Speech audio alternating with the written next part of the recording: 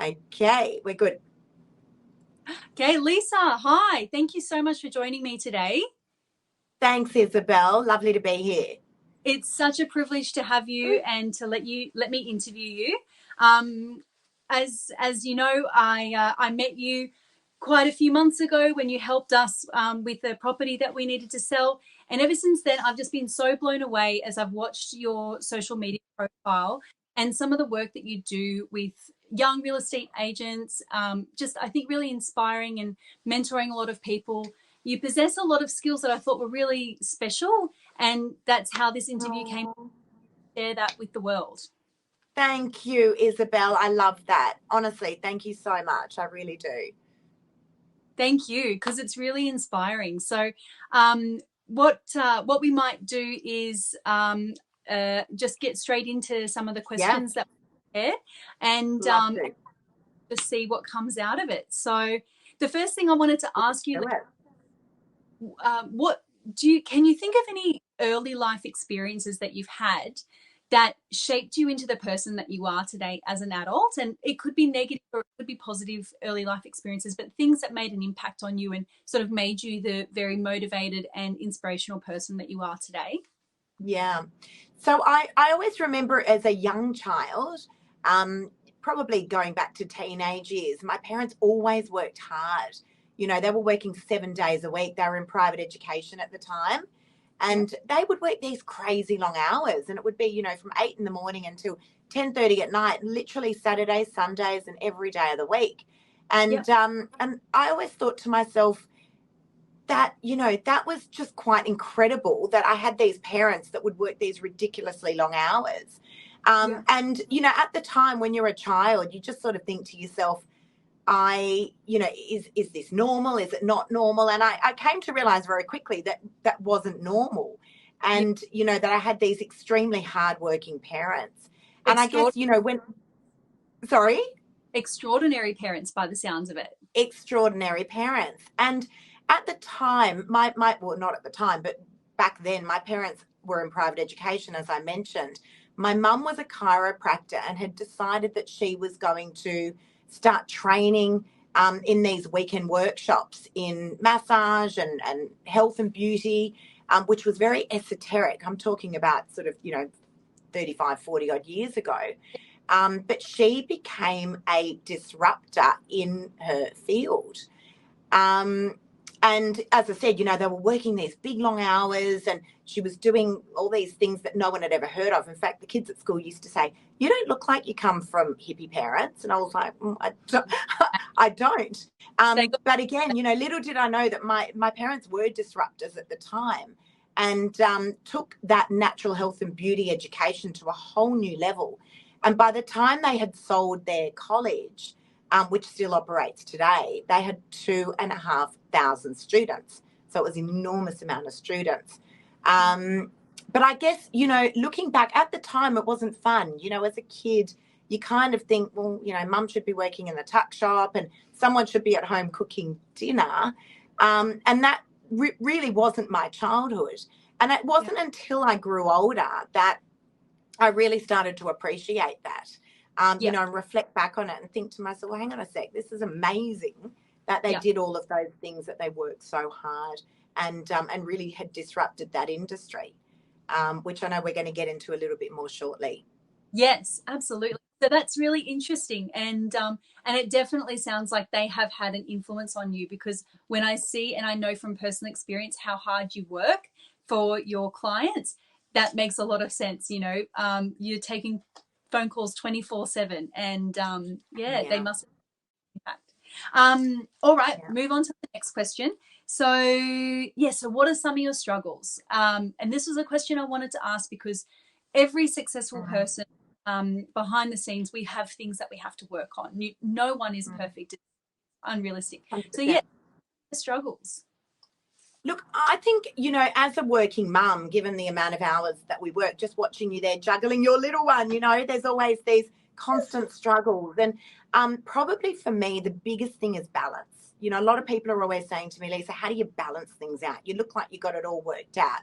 The Yes. reality is, it may appear that way, but the truth of it is, I don't. Like every other working mum, there is this constant, I probably should be at home more. I probably should have worked in the tuck shop a little bit more. And there's this constant feeling of guilt. And how do you overcome that? You know, and it's a constant work in progress. But what I had realised was I would get to the end of my week, Isabel, and I'd be like, goodness, I have not sat around the dinner table with my kids. You know, I've worked 15 plus hours a day and we haven't actually had a meal together. So for me, that was probably one of the biggest struggles, and it's just a continual one. But I started to put some not negotiables into place. Okay. And yeah, which is a really important message, because I think as working mums and working dads, it's one of the biggest struggles, as I mentioned, trying to find that balance, and trying to alleviate that guilt. Like so it's a boundary sort of thing that this is the do not cross for me. Exactly. Sort of. So the not negotiables were quite simple things, but very structured.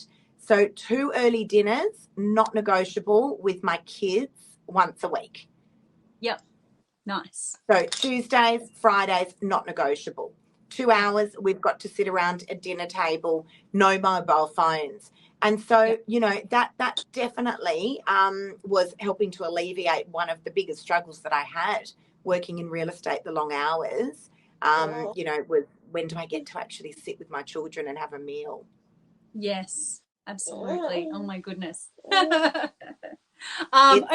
It's a constant work in progress. I'm just having to go with the flow right now, as you can tell. But good on you. So I think a lot of people are going to be able to relate to what you've just shared, Lisa.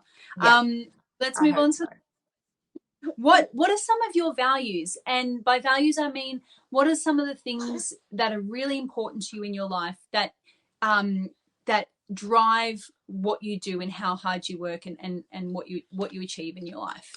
Yeah. So as cliche as it might sound, it's looking after people. And hopefully you felt that firsthand, Isabel. But, you know, it's really important to me. You know, if you look after people, everything else should follow. So particularly in business, you know, you look after people and you get your priorities right. And if you get to make money as a result of that, that's just a bonus. But definitely looking after people is a really, really big one for me.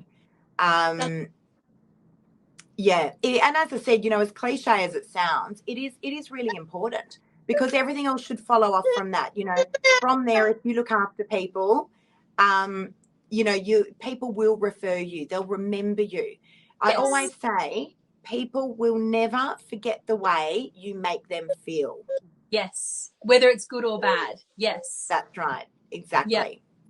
It's the same inside you. It's a funny thing, because I'm not a real estate agent, but that's definitely what I'm in it for, is to look after people and help them to feel the best.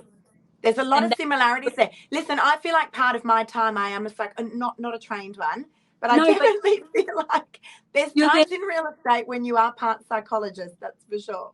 Absolutely. I mean, you hear everyone's story, right? You know what's happening for them in their life at that time, because that helps to guide, I guess, where you're going to take them and how you're going to support them. So it makes it does. Absolutely. So that's your number one then. I can't remember exactly how you said it, but yes, looking after people. Is that right? Definitely. Definitely. The life of a working mum. This is it, right? Raw and real. This is how it is. This is very raw. All right. We're almost to the end. I wanted to ask you, you've already shared a tip with us, but did you have a specific tip that you wanted to share with any person out there who's watching this video today, and they have a dream, they have a goal, something that's helped you to become successful, a habit, or even just like an affirmation or something that's helped to give you that motivation and that energy to keep striving? I think, you know, people go through a lot of their life without doing the things that they had always wanted to do. You know, living without regret is really important. But a lot of people don't do it because they're fearful of what it may bring, or they're fearful of the rejection. And, you know, when you push through that comfort zone, there's an amazing space out there. And, you know, I'm often saying that to people. I mean, one of my biggest fears was public speaking, believe it or not. But it was a few years ago. And I had been asked to speak on a stage in front of 4,500 agents at the largest real estate conference in Australasia. Yes. That was one of the first times I had done public speaking. And I remember thinking to myself, challenge yourself and just go and give it a go, because you never know what could come of that. You may really enjoy it. And actually, it was something I'd always wanted to do, but I was petrified of doing it. And I remember the day when I had done it and how that made me feel. I was like, this is amazing. I've actually ended up in a whole different stratosphere as a result of doing that. So don't live with regret would be number one, and push yourself constantly outside of that comfort zone, because there is a wonderful space out there once you do that. Yes. I think the whole world just opens up for you when you do push yourself out of your comfort zone. It definitely does. And as I said, you know, people will live their whole life. I mean, I'm often telling the story, Isabel, you know, I was 46 when I started in sales. And the reason I say that is because most people would get to that age and go, I'm too old. I wish I had done it when I was younger. I didn't know that.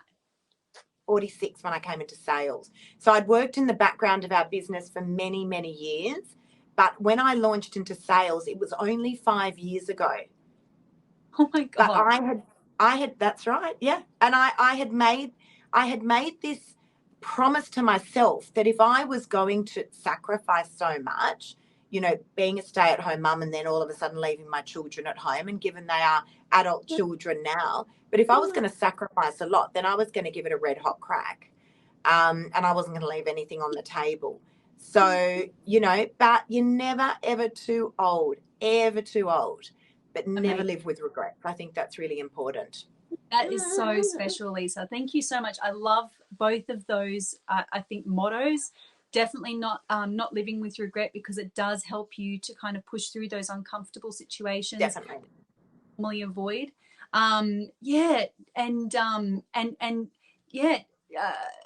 Not being afraid to do things no matter what perceived boundaries there might be, whether it be age or ability or psychological ability. I know a lot of people, you know, if they struggle with mental health difficulties, anxiety, depression, and alike, that can be one of those invisible barriers to getting a different job or that's interesting. You know, that sort of thing, occupations and things like that. So so I think that they're really wise words. Thank you so much. It's a pleasure. It has been such a pleasure to interview and just watch your journey, and in return, here you are helping me with mine. I'm pushing through my boundaries. Thank you, Isabel. See what happens. Thank you. It's a great pleasure. And I love how you're doing all the multitasking. That is literally the life of a working mum, isn't it? It's just constantly juggling a million balls, taking another ball, juggling that as well. I'm always saying, give a job to a busy person if you want to get it done. That's good advice. Yes, but you're doing a great job there. Well done to you. Asking right now, aren't I? Thank you so much. All right, well, we'll sign off, and you guys, it's a pleasure. Keep on charging on. Take care. Bye. Chat soon. Thanks, Isabel. Bye.